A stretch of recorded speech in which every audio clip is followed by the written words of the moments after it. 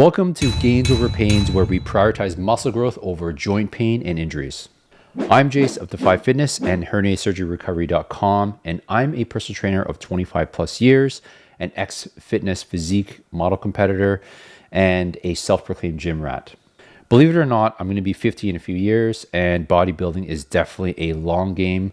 It's a marathon and not a sprint. How this is going to work is I have footage of my workout.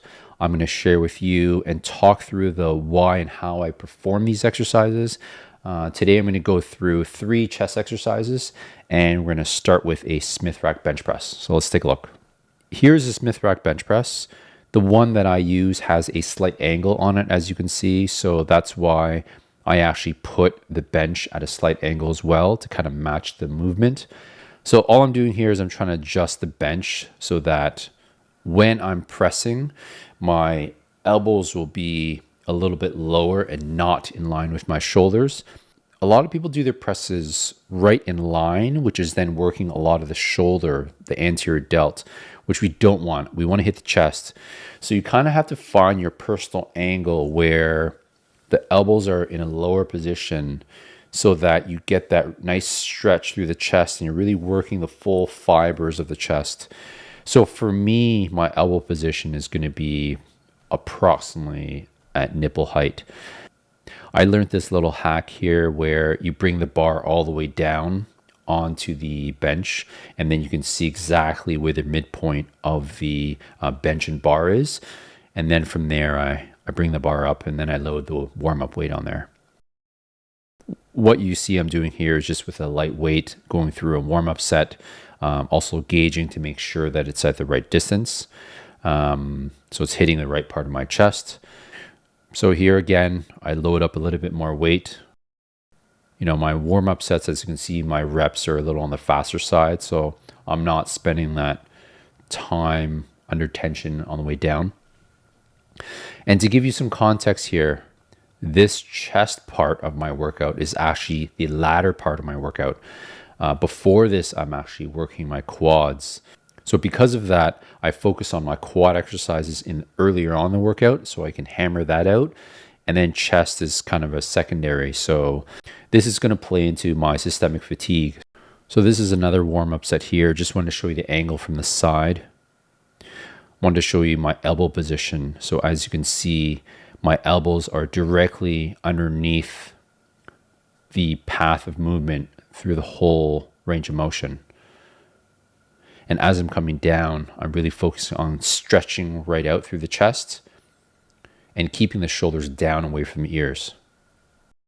I actually show you at this top angle, again, just to kind of give you an idea of elbow position. So you can see how my elbows are lower from my shoulders. And as I'm coming down, I'm focusing on that stretch of the chest. And don't mind my facial expressions. They say if you don't make facial expressions when you're doing exercise, it's not hard enough. So this is a working set here. I believe I actually have 4 working sets in total. So one thing I did here was see those red hooks. I adjusted them higher, which I should have done earlier, as just a safety. My focus really is every single rep to look the same, whether it be my first one or my last. Through this, I'm trying to do as many as I can up to about 1 to 2 reps in reserve, meaning I can't do any more with good form.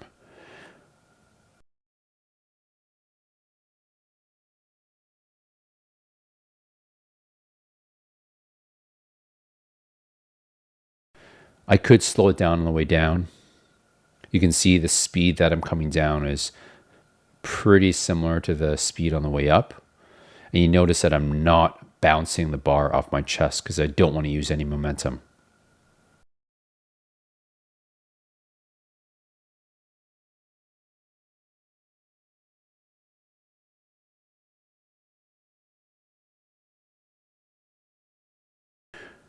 Okay, the next exercise I'm doing is a cable fly. So a lot of people you'll see do them more upright. And I find that because the cables are behind you, you have to press forwards. And then when the weight is heavy, it kind of, as you press forward, it pushes my whole body back. So I like leaning forwards quite a bit because you can actually use your body weight a bit into this. Now with this, I actually go higher with the reps. So the weight is lighter. So you can go through the right form. And you'll see also that as I'm coming forwards, I kind of twist or turn the hands inward slightly so that my first two knuckles are touching each other. Now, I'm not just twisting for the sake of twisting.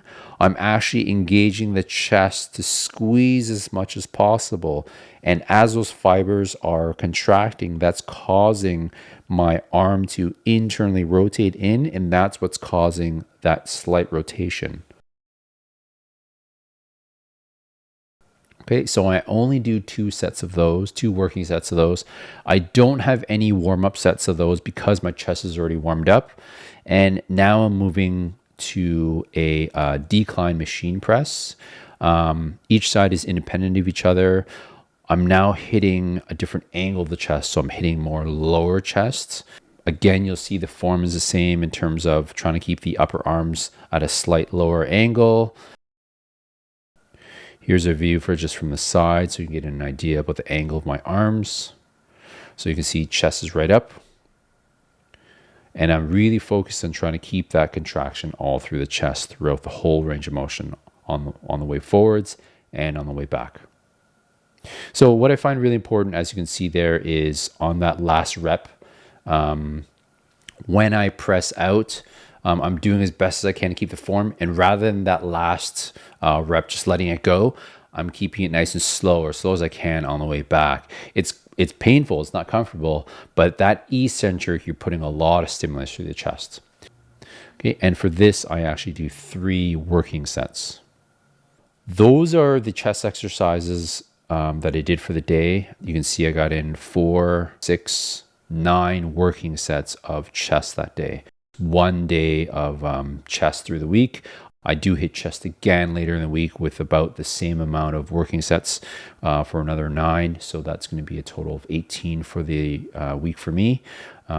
Remember, for muscle growth, you want to make sure that you get in progressions for your muscle growth. So it's not always important that you go up in weight in terms of how much you lift just for a set, but also the total amount of weight that you lift.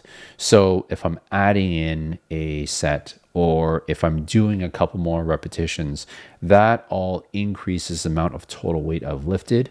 And actually, more so, what I think is more important is the total amount of time under tension that muscle has been put under for this week. Now, I log everything in so I know what I've done, how much weight, how many reps, how many sets, and I can see the difference, and I log the difference every week. So you should get into a good habit of writing that down if you really want to be serious. If you have any questions, let me know in the comments below. I'm sure lots of other people have it. I'm Jace. That's it for today for Gains Over Pains. I'll see you in the next one.